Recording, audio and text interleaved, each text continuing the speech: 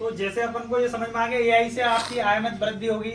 अब इसके बाद आते हैं कि अगर पशु को जैसे ऐसा समझा सकते हैं कि एग्जांपल है बाल्टी में छेद है तो इसका मतलब क्या है, बीमार हो जाए तो बाल्टी में छेद का मतलब समझ रहे हो, दूध कम हो जाता है कि कम हो नहीं। जाता है। अगर जानवर बहुत तगड़ा है और कम खिला रहे हो तो क्या है, जो बड़ा जानवर है कम खिला रहे हैं तो कम दूध आएगा, पोषण कम दोगे तो। इधर ये क्या है, खराब नस्ल है, तो जैसे एकदम सूखी सी छोटी सी बछिया है वो गाय बन जाए, वो बच्चा दे दे, तो क्या तुम्हें लगता है कि वो एचएफ और जर्सी के बराबर दूध दे देगी? नहीं देगी ना। तो ये छोटी नस्ल उतना ही दूध देगी, जितना तगड़ा शरीर, जितना बड़ा शरीर उतना ज्यादा ब्लड, उतना ज्यादा प्रोडक्शन। तो ये बात करनी है।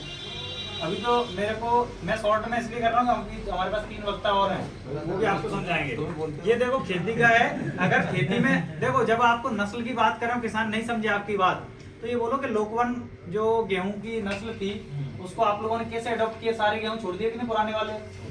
फिर उसके बाद पूसा आई, वो और भी अच्छी है, पूसा भी आई कि नहीं। तो जैसे जैसे नस्ल आपने अच्छी सिलेक्ट करी तो गेहूं का प्रोडक्शन बढ़ा के नहीं, ऐसे ही हमारे पशुओं में अगर आप अच्छी नस्ल का सिलेक्शन करेंगे तो हमारे पशु अच्छा उत्पादन देते हैं। ये बात किन से करनी है, जो एआई कराते नहीं है या जिनको नस्ल की जानकारी नहीं, जिनको अच्छी जानकारी उनको तो सेक्स सॉर्टेड सीमन की बात करो। जो एआई कराता है ना वो तुम्हारी सड़ी सी बात को बिल्कुल नहीं ध्यान देगा, क्या मैं क्या सुना रहा है। जो जानता है उससे आगे की बात बताओगे तो ही ध्यान देगा। और मैं जो सिखा रहा हूँ ना, ये डॉक्टर लोगों के लिए वेस्ट है ये, क्योंकि ये उनको सब पता है, पर आप लोगों के लिए यूजफुल है क्योंकि आपको ये नहीं पता है। अगर किसान को जैसे पता है जो बात, उसके आगे की बात बताओ। सेक्स सॉर्टेड सीमन की बात करो, अगर वो सेक्स सॉर्टेड सीमन के बारे में भी जान गया तो क्या बात करोगे, तो ये बात करो कि जो सेक्स सॉर्टेड सीमन की जो काफ होंगे, अगर हम इनको अच्छी फीडिंग और टीकाकरण और अच्छा न्यूट्रिशन और अच्छे से रख रखाव कर लेते हैं तो इनका प्रोडक्शन जस्ट डबल होता है हमेशा। हम जो ले रहे हैं वो 18 लीटर वाली से 9 लीटर ही ले पा रहे हैं, क्यों?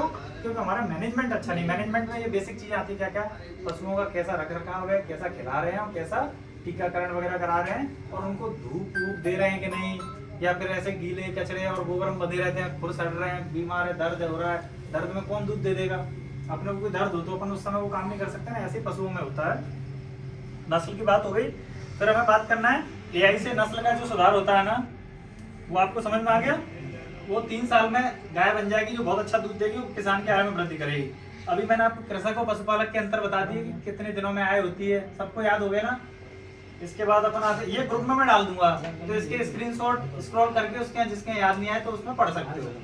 ये किसानों को हिसाब सिखा सकते हो आप लोग कि आप अगर यूं ही खिला रहे हो हरा चारा और भूसा और अपना पैसा तो बर्बाद हो ही रहा है, 60-70 रुपए का तो खा ही जाता है, पर दूध कितने रुपए का हो रहा है, केवल 150-200 रुपए का। अगर हम उसमें 2-3 किलो खल मिला दें तो हमारा जो खाने की कॉस्ट है वो तो केवल 100 रुपए बढ़ेगी। 2-3 किलो बढ़ाने से 100 रुपए ही तो बढ़ेंगे खल में, और हरा चारा और सूखा तो अपना ही था। और दूध में कितने की वृद्धि हो जाएगी, 300 रुपए का दूध बढ़ जाएगा। कैसे बढ़ेगा? हर 1 किलो से 2.5 किलो ज्यादा दूध देगी। पर ये फॉर्मूला कब अप्लाई कराना है, किसान को बताना पड़ेगा। किसान